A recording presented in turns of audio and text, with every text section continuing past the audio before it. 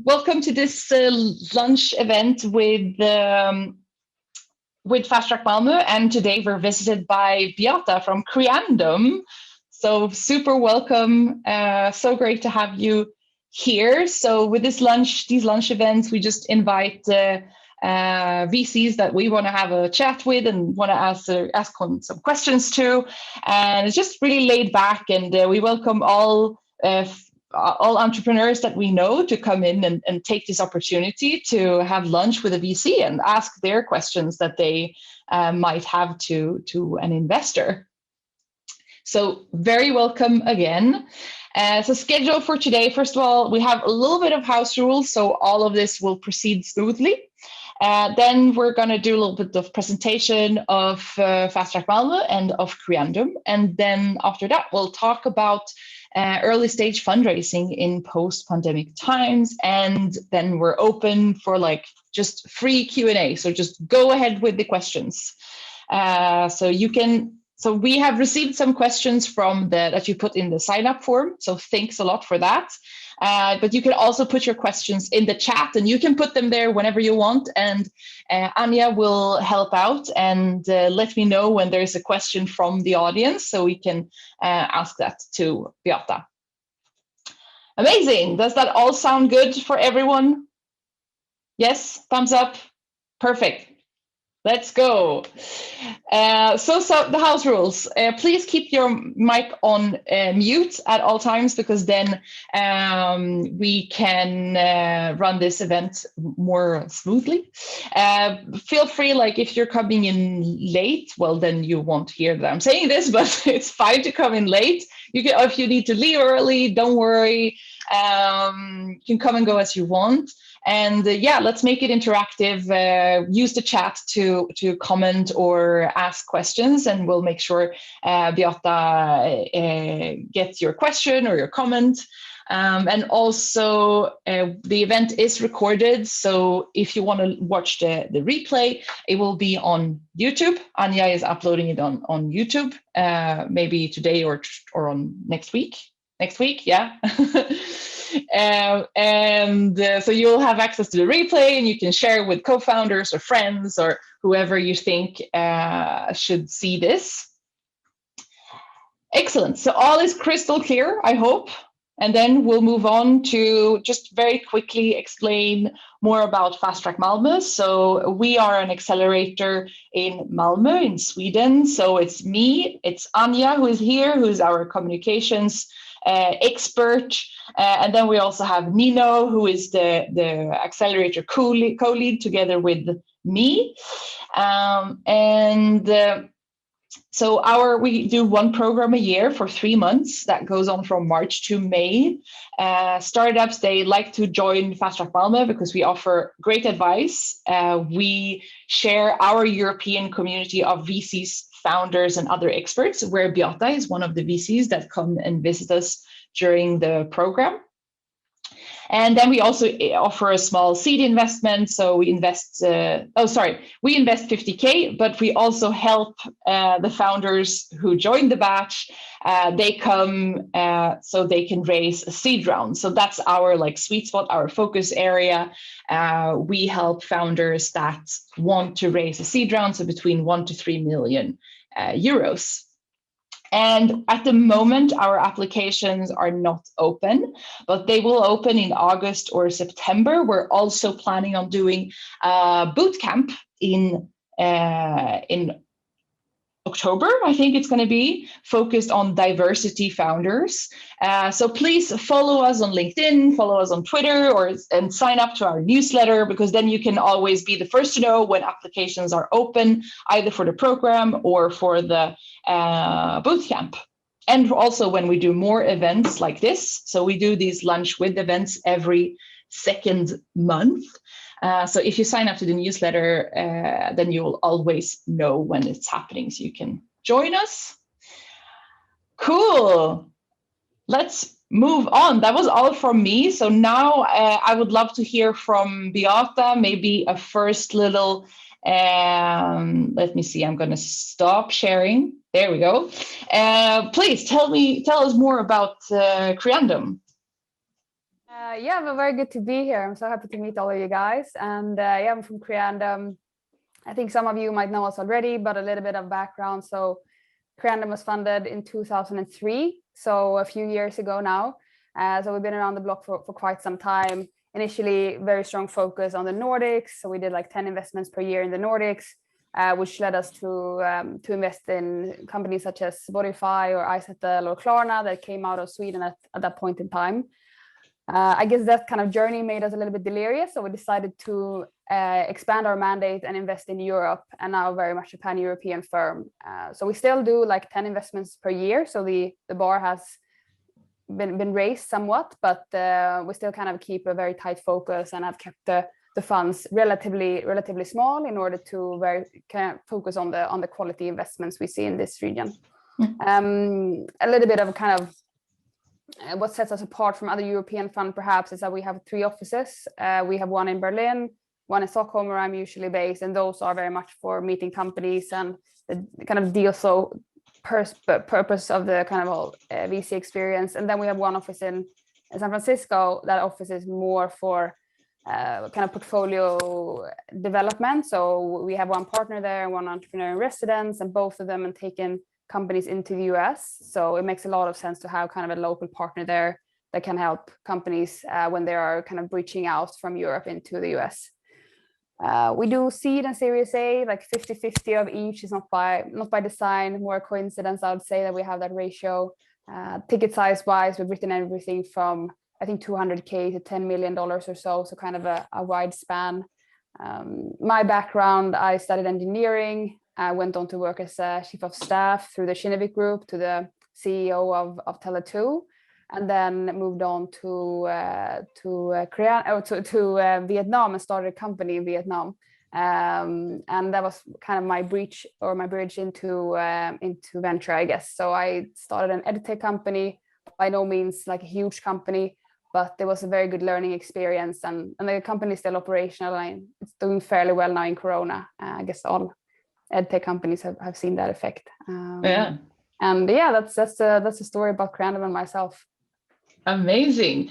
So what would you say? So it's amazing that you're a previous founder and you've really done the operational and the startup journey yourself. So I guess that must help a lot when you meet founders. What would you say is like your biggest learning from your time at running this startup? I think it's very hard from the outside. You can relate to the emotional journey, but I think it's very hard to still grasp like all of the aspects of the emotional journey, and just having employees quit that you like, or having a contract cancel that you work very hard for, or just hearing from a customer that wasn't happy. All of those kind of small instances or big instances as well that kind of add up. It takes a lot of kind of emotional resilience in order to handle that, and that is something. It humbled me a lot to kind of go through that experience. It was 1 year, so I have the utmost respect for entrepreneurs going about this journey for 10 plus years or so. But I think that kind of gave me a very kind of humble view on entrepreneurs, and I put them on the kind of the highest pedestal I can, because I know that the journey is so rough at times. Of course, there are instances where everything is happy and you can celebrate, but there's also those kind of moments where you feel, okay, this is going to fail. And I thought, I learned that those moments come more often than I initially thought. Yeah, totally. I mean, that's not really what you see from the outside. It's like the emotional roller coaster of running your own business. So why did you decide to leave that as a founder from that company?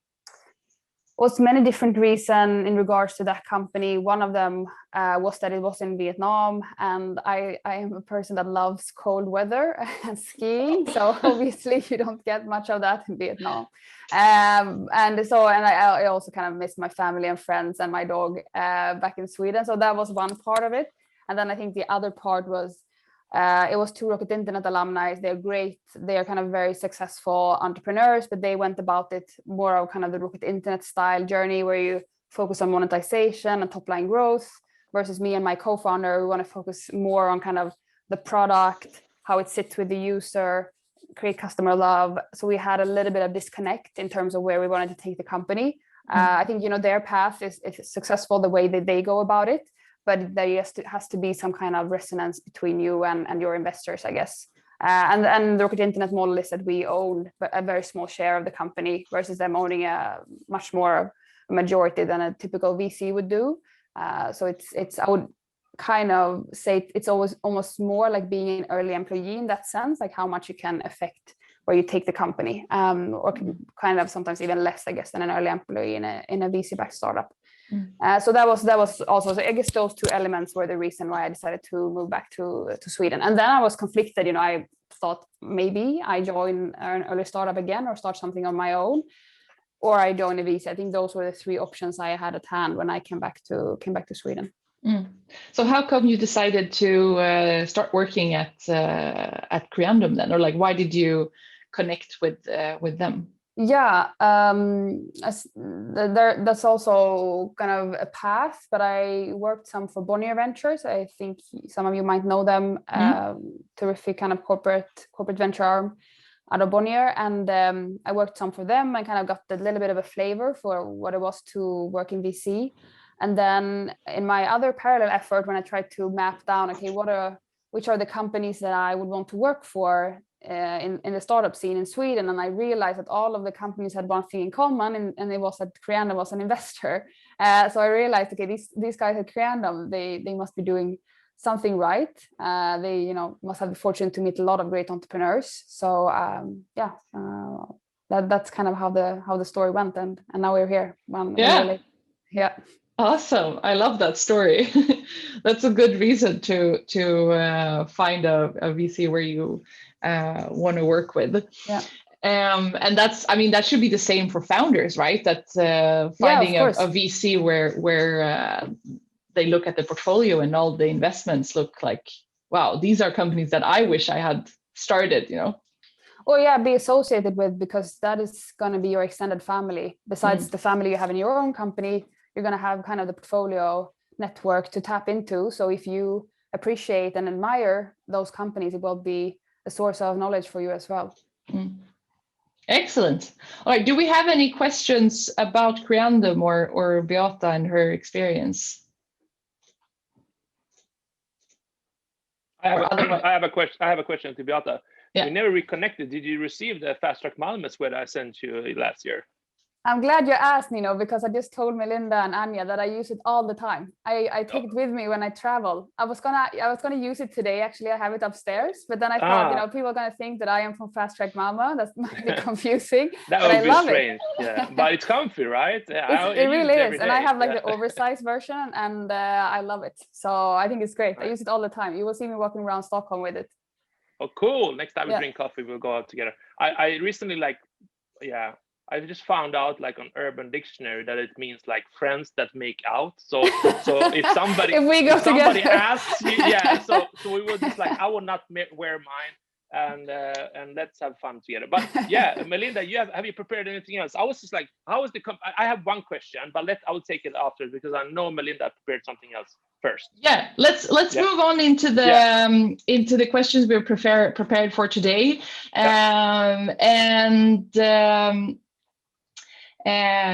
So first of all, like very just general, like how have like investments changed since like the peak of pandemic, if we're looking at 2020 and now we're moving into the post-pandemic world, like what has happened between then and now in how you do investments and what you're looking for? Yeah.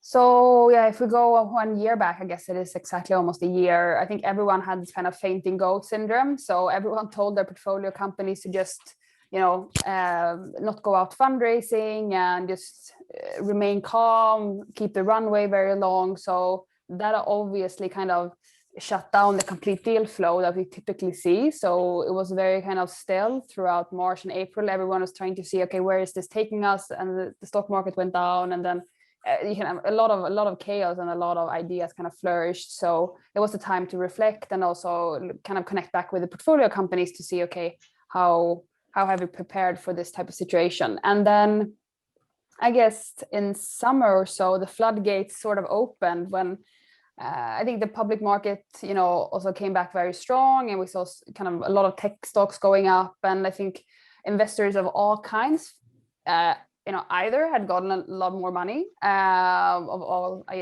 private investors or family offices or whatever it is. And VCs also felt more secure to start investing again. So during summer, I would say that the tempo kind of increased significantly, and that has been it just kind of kept increasing since. So now we see very, very fast deal flow processes. So what would you say, like looking forward now this year and maybe a little bit next year as well, what would you say are the hot sectors or industries that you are looking out for, or that you at Creandum are looking out for?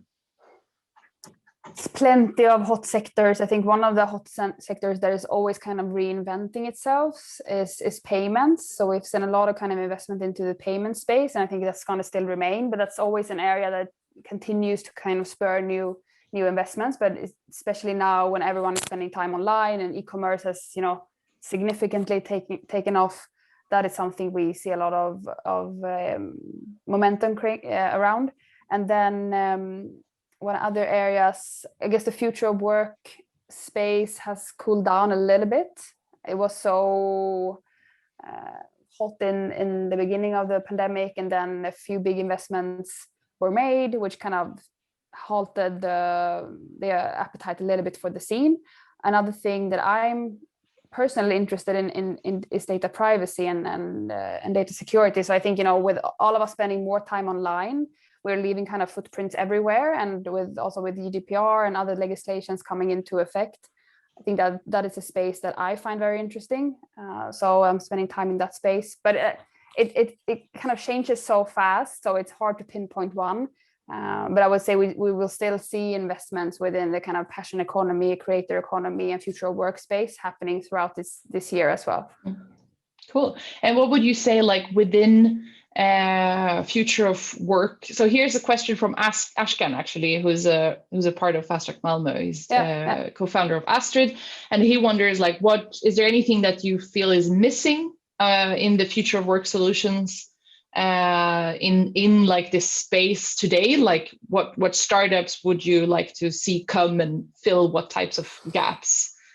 That's always super hard. And what I usually, when you try to kind of steer the environment too much, I usually find that a little bit, I don't know, you try to play God to some extent. So what I kind of come from, or my firm belief, is that the entrepreneurs or the people out, in the world are the ones that are going to come up with the best ideas, and necessarily kind of VCs will not take on that hat in the best possible way.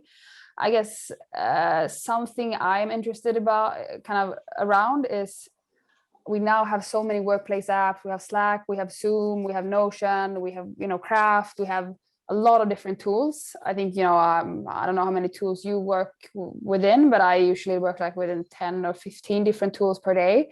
And I guess kind of the bundling of all these tools, I think that's something that I find interesting. So we've seen a lot of unbundling and a lot of kind of great one-point solutions, but having one aggregated place to have as your single source of truth, that is something that I find interesting. So maybe something within that area to make us be able to handle all of the kind of workload we get from these apps is something that's sort of missing. Mm-hmm. There are a lot of companies working in this space though, but I haven't seen one that is, the bundler yet. Mm-hmm. Excellent, thank you. And then moving on to more questions from the founders that we've received beforehand. So we have a question from Alexander Oliveira who's running Nodon, and he wonders, what do you value the highest in an early stage startup? Is it the current traction or the market size? That's a good question. Between the two, it's very hard to put like a hierarchy between the two, because if there's no underlying market or a very small underlying market, despite you having fantastic traction, it's going to be hard to build like the type of companies that VCs want to back. You can still build like a very profitable, nice business, but maybe not the one that VC would put money in. And I'm not saying that having VCs on your cap table is the ultimate goal, but and at the same time, a lot of kind of stories. I think we all know, I think the Uber case where they calculated the TAM to 4.2 billion USD or so, and now kind of the market cap of the company is by far larger than that. So it's very hard to make those assumptions correctly and kind of calculate the TAM that is actually on point. So on the other hand, you might see, you know, great traction in what seems like a small market as a sign for, you know, an unresolved demand for something that hasn't been there already. So it's very hard. If I had a gun to my head and I had to choose, maybe, you know, I would go for a big market, but it's very, very hard. Yeah. Okay. Well, I hope no guns involved here. Good. Okay, then I say it depends. Okay. And then we have a question here from Irene Gavala, who's working at Skåne Startup. So also an ecosystem actor here in the Skåne.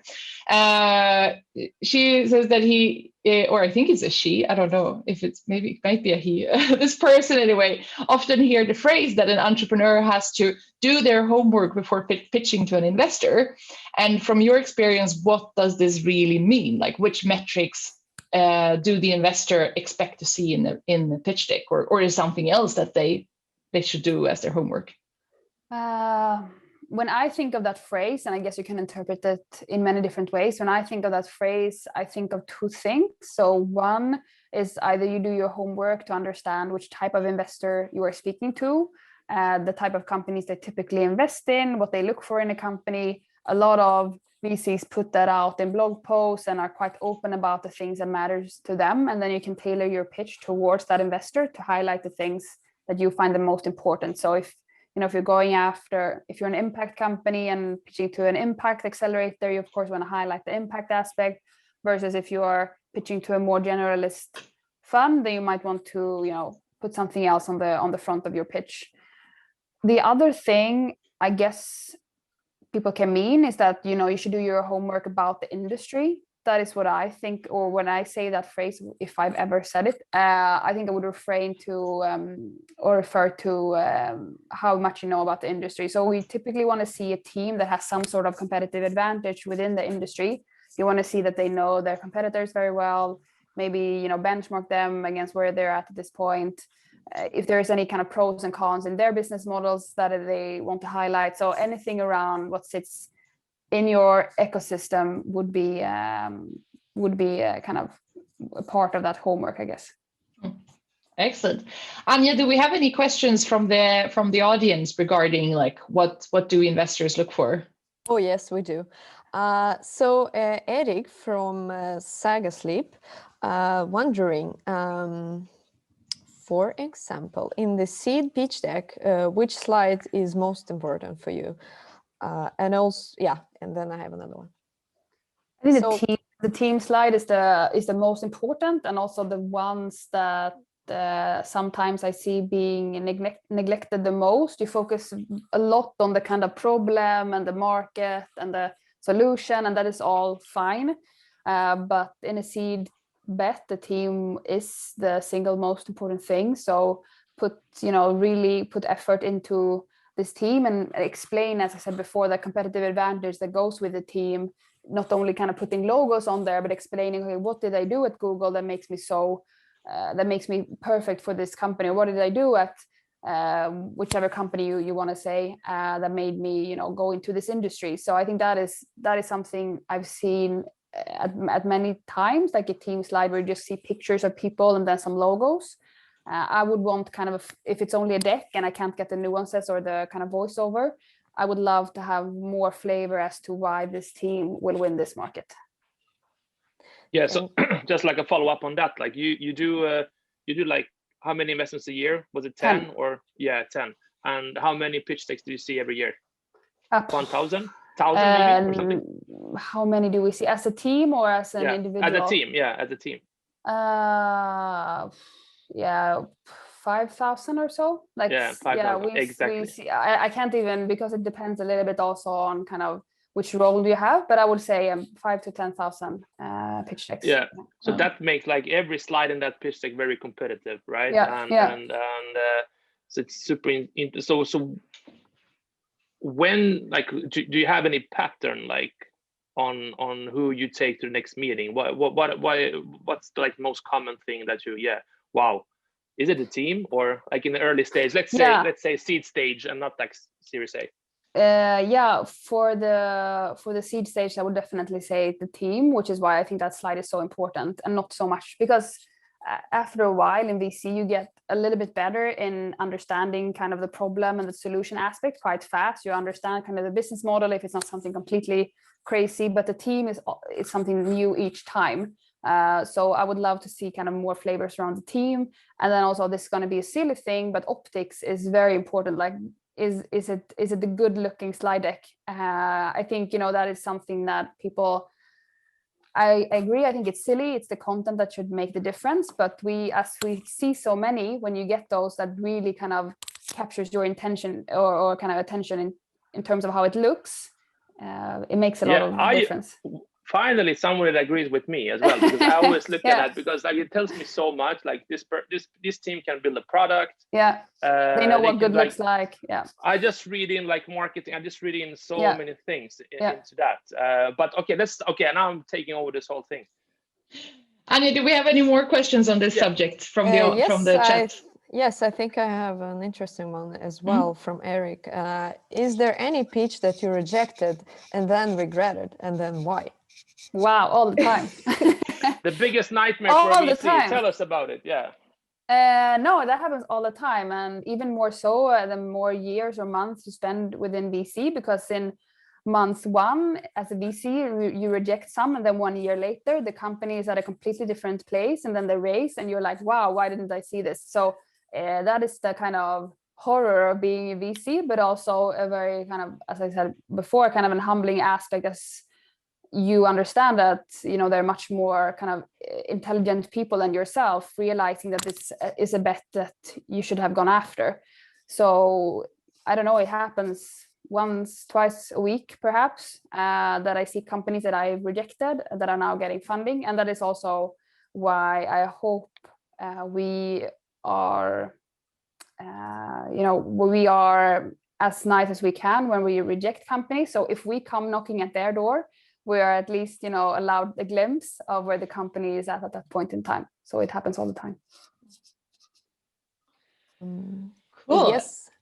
Do we have something more? Yes, go ahead. Just about the same subject, like, do you have a favorite Creandum portfolio company? You tend to favor those that you kind of recently invested in, and we invested in a company called Craft that I love. It's out of Budapest. The founder, he built a company that was sold to Skyscanner. His name is Balint. He's a fantastic founder, and I think what I love about him is that he has kind of very strong product vision. What they do now is it's a place for all your writing. So if you're note taking, or if you're like we are kind of sending things into a CRM, everything is to be connected to one spot, so you don't have to kind of switch between apps. You can pull things into Craft, but you can also kind of push things out from Craft. And what I love about this founder is that we actually got to see like a vision document that he wrote 2 years back, when he kind of put the idea for the company on paper, and then of course he had iterated a lot and maybe done some MVPs that didn't work out, but the vision was still there, and he had to kind of follow that path towards what he thought was very important, and I think that made us very impressed.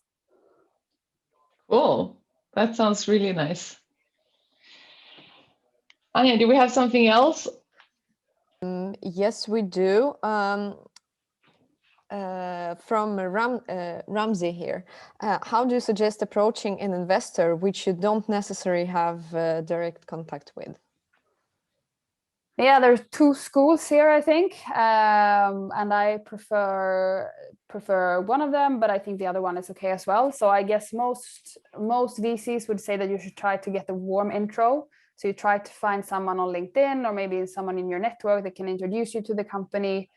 And yes, that is a good approach. I think for many cases, I take warm intros as well, the same way that I would do cold intros. What I think I promote is also to be able to send cold intros, because otherwise it's just a circle of referencing the people in your network to one another instead of getting new fresh blood into the VC ecosystem. So I also, to me, you can always reach out with a cold pitch.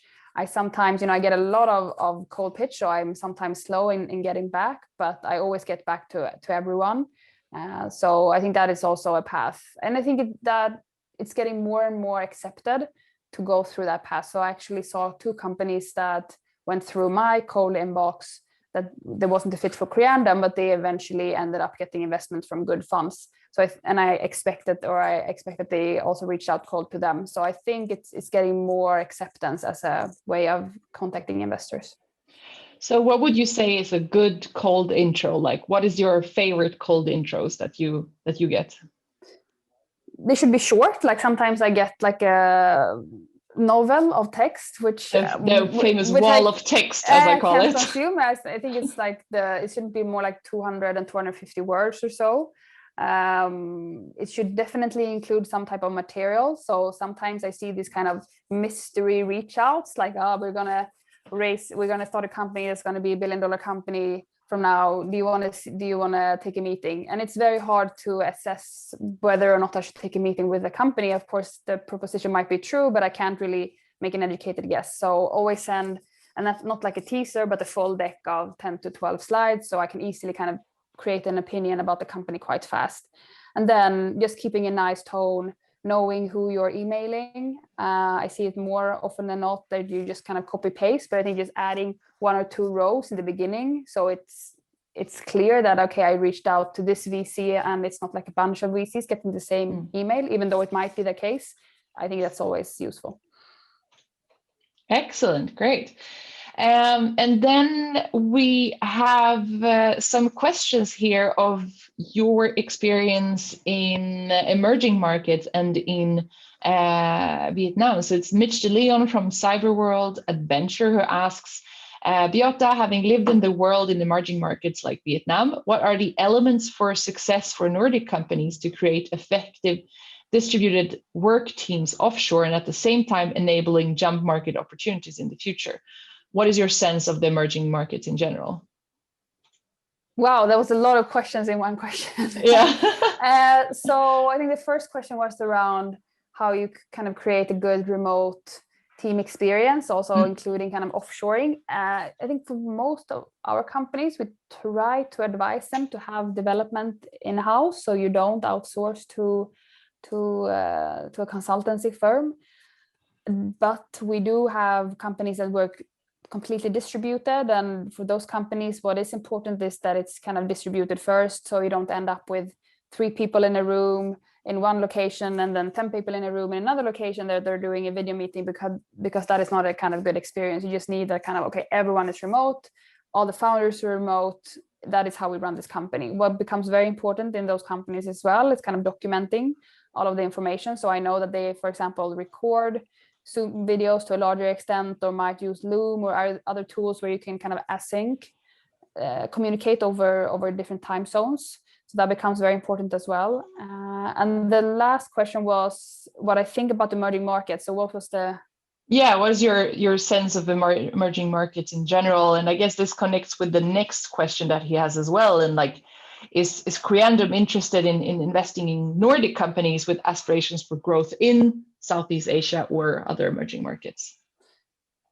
Yeah, so I'm, of course, having spent time in Vietnam and also in Shanghai quite a lot, I'm, and maybe you can't kind of count China as an emerging market to the same extent as Vietnam, but I find it very interesting. It's a lot of things happening. The mentality is a lot of kind of entrepreneurship and hustling and ingrained into the DNA almost. So I find that they are, on a trajectory to outrun some of the Western countries for sure.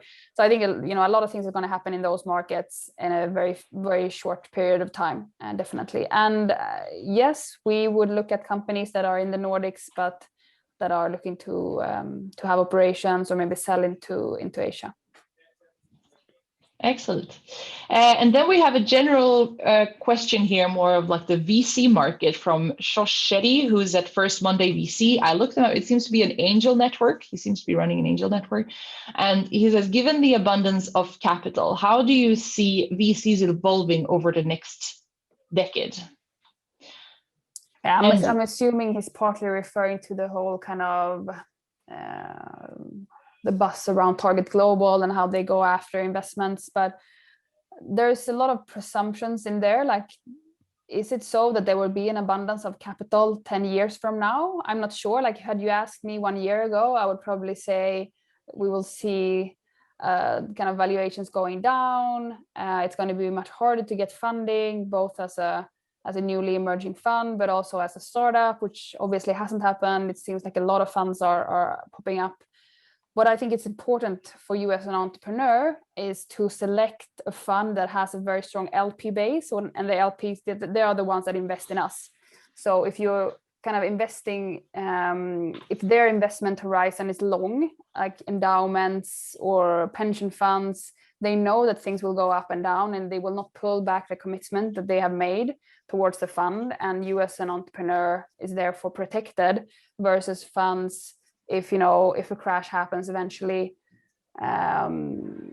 where you have maybe angels or family offices invested in the VC that you receive money from, it might be harder for them because just naturally things happen in those constellations to a larger extent. So, and of course, with kind of Target Global coming in and doing B rounds, higher valuation, higher pace with a different model where they don't take a board seat, of course it's going to impact. It also is another premise in that assumption of all founders valuing capital first.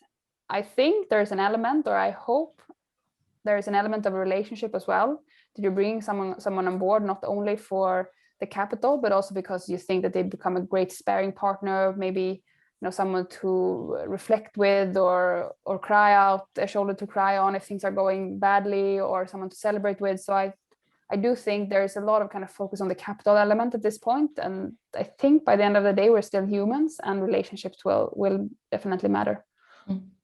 Would you say that there is a democratization of venture capital going on, or because of the abundance of capital, or? We are seeing new models like Uncapped or Wayflyer that doing kind of revenue-based funding, and there are other kind of ways to fund your startup now, maybe than it was a few years back. Also with SPARKs, that obviously kind of is an element for you to, or a path to take your company to a public listing, which is not new, but has gained some momentum in the past couple of months. That can speak to some type of democratization. Depends on what you kind of put into the word. If you think about the people that are getting funding, maybe not so much still, I think. Yeah, but this, like, to tap into this, like we as an accelerator as well, like I've been around for like 2 years now or something like that for Fast Track Malmö, and what you can notice is like more and more people understand how VC work. Like so that was like one of our major things, or still is one of the major things. Of course, our network is super important here to do really nice intros and help them. But I think like our value prop is like a little bit changed. I haven't talked to Melinda about this yet. We haven't reflected after this round, but I think the things that we actually can help with, the hands-on things, the really like the amazing people around us who are chipping in, that is getting more and more valuable than like how VC work and like intros. So that is something I definitely, and for you as well, like really, helping out in a better way that you, not you, but like many VCs say like, we will help out, and then they don't. I know that Creandum is really good at that. So I think the value add there is really important. It also depends on the founder, right? So for some companies, we don't help because they don't want us to meddle. And sometimes, in all cases, the founders are still the ones that knows most about the company. They know the most about kind of the direction they should take the company in. So we keep a hands-off approach if founders want to, but we also have founders that we speak to on a daily cadence or even more often. So it depends a lot on kind of the entrepreneur's preference. Yeah, exactly. Definitely on the help hands on that, but you could also be just like have a shoulder. I think so too. Like you said, like be on the personal side, like just having somebody understanding that you're building something. You can't talk to nobody else. Like your wife doesn't understand, and your friends, like they work in a bank and they hate their jobs, so they don't want to talk about your cool venture. So yeah. Good point. Cool. Melinda, we only have 2 minutes left. Then we have a Clubhouse event. Yes. Do we have one last question from the chat?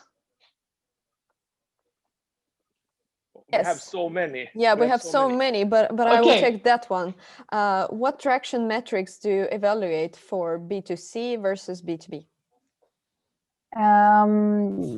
Many of them kind of are the same, but for B2B, I think one of the things that I focus the most on is MRR retention. So you typically want to see that if you have it's kind of a bunch of cohorts, you want to see that you actually kind of expanded the accounts over time, depending on, of course, which type of customer you have. If you have enterprise customer, you want to see kind of a larger expansion. So if you go in with, okay, in month 0, we have 100%, then in month 12 or 6 or whatever, you might want to see like 130, 140%. So actually the customers are paying more for the services. You're adding more seats to the product. That is something I look a lot at for kind of B2B companies. For B2C, if you can see some underlying kind of growth, and that growth is spurred by an organic element, that's always interesting. So if you have found a very kind of strong target group that you can go after initially, and then you're kind of building a flywheel on top of that target group that spurs into a fantastic growth trajectory, that's something I also really like. Excellent. Thank you, Beata. And we will continue the discussion, but on Clubhouse. So you have the link in the chat. Anja put it there. So we'll meet you guys there. And then thank you so much for joining us today. Everyone, thank you for all the amazing questions. And as I said, don't forget to sign up to our newsletter so that you can find out when our next event, our next lunch with event is coming up. So, and thanks a lot, Beata, and see you in Clubhouse. Bye, everyone. Bye, and follow Beata on Twitter. She's the best.